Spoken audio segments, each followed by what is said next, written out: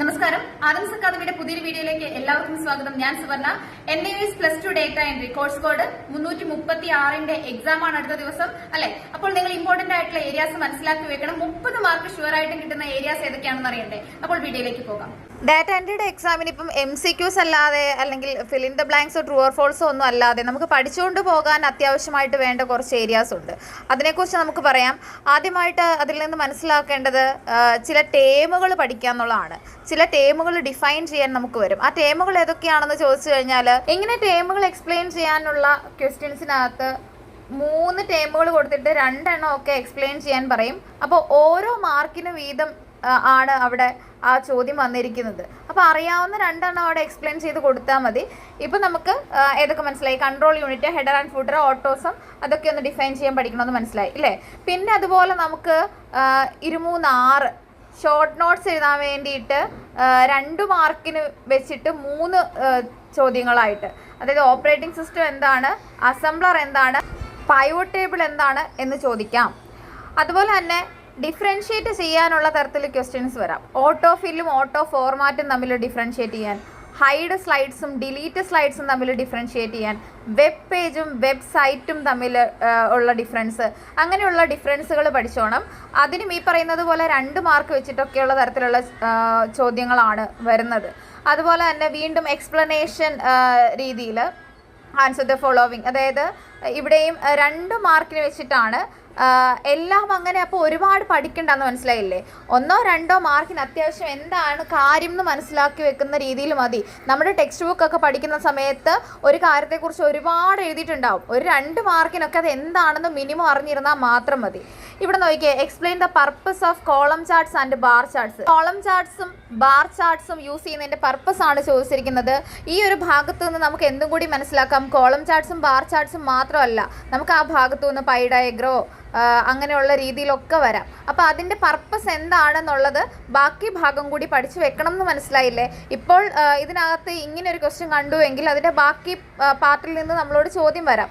അതുപോലെ ഒരു page break എങ്ങനെ ഡിലീറ്റ് ചെയ്യാം, അതുപോലെ give the uses of words mails merge, വേർഡിലുള്ള മെയിൽ മെർജിൻ്റെ യൂസ് എന്താണ്, അതുപോലെ തന്നെ പവർ പോയിൻറ്റിൻ്റെ 4 ഫീച്ചേഴ്സ്, ഇതൊക്കെയാണ് ചോദ്യം ചെയ്തിരിക്കുന്നത്. അപ്പോൾ ഇവിടെ 4 ഫീച്ചേഴ്സ് ഉണ്ടെങ്കിൽ 1/2 മാർക്ക് വെച്ചിട്ടായിരിക്കും അവിടെ വീഴുന്നതെന്ന് ഓർക്കണം. 4 ഫീച്ചേഴ്സ് എഴുതിയെങ്കിൽ മാത്രമേ അതിൻ്റെ 2 മാർക്ക് അവിടെ വീഴുള്ളൂ എന്നുള്ളത് മനസ്സിലാക്കണം കേട്ടോ.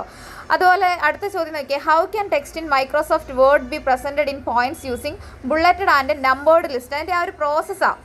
How can text in Microsoft word be presented in points using bullet, അതായത് ബുള്ളറ്റ് പോയിൻറ്റ്സ് ഒക്കെ ഉപയോഗിച്ച് നമ്പേർഡ് ലിസ്റ്റ് ഉപയോഗിച്ച് എങ്ങനെ നമുക്ക് മൈക്രോസോഫ്റ്റ് വേർഡിൽ ഒരു ടെക്സ്റ്റ് ടൈപ്പ് ചെയ്തെടുക്കാം എന്നുള്ള ആ ഒരു പ്രോസസ്സ് നമ്മുടെ ആ ഒരു ചാപ്റ്ററിലുണ്ട്.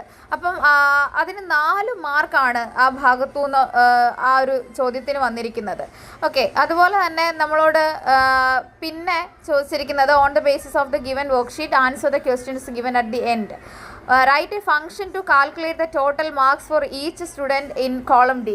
അപ്പോൾ നമ്മൾ ഈ ഭാഗത്തുനിന്ന് മനസ്സിലാക്കേണ്ട ആ ഫംഗ്ഷൻസിൻ്റെ ആ ഒരു ചാപ്റ്റർ ഉണ്ടല്ലോ, അതിൽ നിന്ന് ടോട്ടൽ കാൽക്കുലേറ്റ് ചെയ്യാനുള്ള ഫംഗ്ഷൻ എങ്ങനെയാണ്, അതുപോലെ തന്നെ ആവറേജ് കാൽക്കുലേറ്റ് ചെയ്യാനുള്ള ഫോർമുല, മാക്സിമം മിനിമം ഒക്കെ കാണാനുള്ള ഫോർമുല, ഇങ്ങനെയുള്ള ഫോർമുലകളൊന്ന് പഠിച്ചു വെച്ചിരിക്കണം. പിന്നെ ആ ഫോർമുല പഠിച്ചു വെക്കുമ്പോൾ നമുക്ക് കൃത്യമായിട്ട് സെൽ നമ്പർ ഇട്ടിട്ട് ചെയ്തു കൊടുക്കാനുള്ള രീതിയിലായിരിക്കുമല്ലോ കിടക്കുന്നത്. അപ്പോൾ അതൊന്ന് പഠിച്ചു വെച്ചിരിക്കണം കേട്ടോ. അതുപോലെ ടേംസ് വീണ്ടും ചോദിച്ച് കണ്ടിരിക്കുന്നത് system software, end of document marker in MS Word, print preview in MS Excel. അതുപോലെ ഷോർട്ട് നോട്ട്സ് എഴുതാൻ വേണ്ടി 6 മാർക്കിന് ചോദിച്ചിരുന്നത് machine language, task bar, formulas in MS Excel. പിന്നെ ഡിഫറൻഷ്യേറ്റ് ബിറ്റ്വീൻ എന്ന് പറഞ്ഞിട്ട് സം ഫംഗ്ഷനും സം ഇഫ് ഫംഗ്ഷനും തമ്മിലുള്ള ഡിഫറൻസ്, ഔട്ട്ലൈൻ വ്യൂവും സ്ലൈഡ് സോർട്ടർ വ്യൂ, ഇത് രണ്ടും പവർ പോയിന്റിലുള്ളതാണ്, ഇത് തമ്മിലുള്ള ഡിഫറൻസ്. അതുപോലെ ISDNും ലീസ്റ്റ് കണക്ഷനും തമ്മിലുള്ള ഡിഫറൻസ്. പിന്നെ അതുപോലെ തന്നെ നമ്മളോട് ആൻസർ ദി ഫോളോവിങ് ക്വസ്റ്റ്യനായിട്ട് നമുക്ക് 8 മാർക്കിന് ചോദിച്ചിരുന്നത് write the steps to create a numbered list in MS Word document. MS Word ഡോക്യുമെൻറ്റിൽ നമ്പേർഡ് ലിസ്റ്റ് ക്രിയേറ്റ് ചെയ്യാനുള്ള സ്റ്റെപ്സ്. ഇതേപോലെ ഒരു ക്വസ്റ്റ്യൻ നമ്മൾ കുറച്ച് മുമ്പേ കണ്ടതല്ലേ അല്ലേ. അപ്പോൾ അതെന്തായാലും പഠിക്കണം എന്ന് മനസ്സിലായില്ലേ. അടുത്ത write the steps to include a data source for mail merge. Mail മെർജിൽ ഒരു ഡേറ്റ സോഴ്സ് ഇൻക്ലൂഡ് ചെയ്യാനുള്ള സ്റ്റെപ്സ് ആണ് പിന്നെ ചോദിച്ചു കണ്ടിട്ടുള്ളത്. അതുപോലെ തന്നെ എന്താണ് ഒരു ഓപ്പറേറ്റർ എന്ന് പറഞ്ഞാൽ, what are the 2 kinds of operator used in MS Excel. MS Excelൽ യൂസ് ചെയ്യുന്ന 2 തരത്തിലുള്ള ഓപ്പറേറ്ററുകൾ ഏതൊക്കെയാണ്? How can a presentation be saved as web page. ഒരു വെബ് പേജായിട്ട് നമുക്കൊരു പ്രസൻറ്റേഷൻ എങ്ങനെ സേവ് ചെയ്യാം. അപ്പോൾ ഇങ്ങനെയൊക്കെയാണ് 8 മാർക്കിന് ചോദിച്ചു കണ്ടിട്ടുള്ളത്. മൊത്തം അതായത് 4 ചോദ്യങ്ങൾ 2 മാർക്ക് വെച്ച് ആ ഒരു ഭാഗത്തു നിന്ന് തന്നെ 8 മാർക്ക് നമുക്ക് കിട്ടും. അതുപോലെ തന്നെ 4 മാർക്കിന് ഹൗ വിൽ യു എന്ന് പറഞ്ഞിട്ട് നിങ്ങൾ എങ്ങനെ, ആ സ്റ്റെപ്സ് ആണ് അപ്പോൾ എഴുതി കൊടുക്കേണ്ടത് അല്ലേ. Display grid lines in MS Word. MS Wordൽ എങ്ങനെ ഗ്രിഡ് ലൈൻസ് ഡിസ്പ്ലേ ചെയ്യും. Modify the password given to a document. ഒരു ഡോക്യുമെൻറ്റിൽ കൊടുത്തിരിക്കുന്ന പാസ്വേഡ് എങ്ങനെ മോഡിഫൈ ചെയ്യും. എങ്ങനെ ഒരു ഡോക്യുമെൻറ്റ് പ്രിൻ്റ് ചെയ്യും. എങ്ങനെ ഒരു റൂളർ ഹൈഡ് ചെയ്യും, ഹൈഡ് റൂളർ. അപ്പോൾ അതിൻ്റെ സ്റ്റെപ്സാണ്. ഇപ്പോൾ തന്നെ നിങ്ങൾക്ക് ജസ്റ്റ് ഗൂഗിൾ ചെയ്താലും കിട്ടുന്ന ആൻസേഴ്സാണ്. കൊണ്ട് പഠിച്ചിട്ട് പോയാലും മതി അല്ലേ. പുസ്തകം പോയി സെർച്ച് ചെയ്യേണ്ട കാര്യമില്ല. ജസ്റ്റ് ഈ ക്വസ്റ്റ്യൻസ് ഒന്ന് ഗൂഗിൾ ചെയ്യേണ്ട ഒരു ആവശ്യം മാത്രമേ നിങ്ങൾക്ക് വരുന്നുള്ളൂ അല്ലേ. പിന്നീട് നമ്മൾ വർക്ക്ഷീറ്റ് ബേസ് ചെയ്തിട്ട് ചോദിച്ചിരിക്കുന്ന ചോദ്യങ്ങൾക്ക് ഉത്തരം കൊടുക്കേണ്ടി വരുന്നു. അതായത് ഫോർമുലകൾ റിലേറ്റ് ചെയ്തിട്ടാണ്. അതായത് കോപ്പി ചെയ്യാനുള്ള ഫോർമുല നിങ്ങൾ പഠിക്കണം. അതുപോലെ തന്നെ ഇപ്പം സെയിൽസ് വാല്യൂ പോലുള്ള എന്തെങ്കിലും വാല്യൂ ഡിസ്പ്ലേ ചെയ്യാനുള്ള ഫോർമുല, അതുപോലെ തന്നെ ടോട്ടൽ കാണാനുള്ള ഫോർമുല, പിന്നെ write down the steps to insert a column for serial number before column A. ആ തരത്തിലൊക്കെയുള്ള ചോദ്യങ്ങൾക്ക് ഉത്തരം. അപ്പോൾ ഇതൊക്കെ സ്ഥിരമായിട്ട് വന്നുകൊണ്ടിരിക്കുന്ന ചോദ്യങ്ങളാണ്. വീണ്ടും നമുക്ക് ഡിഫൈൻ ചെയ്യാനുള്ള ടേംസിലേക്ക് പോയി കഴിഞ്ഞാൽ peripheral devices, quick access tool bar in MS Word, cell range, ഇതിനെക്കുറിച്ചൊക്കെ നമുക്ക് ഡിഫൈൻ ചെയ്യാൻ വേണ്ടിയിട്ട് ടേംസ് ആയിട്ട് തരും. 2 മാർക്കിനാണ്.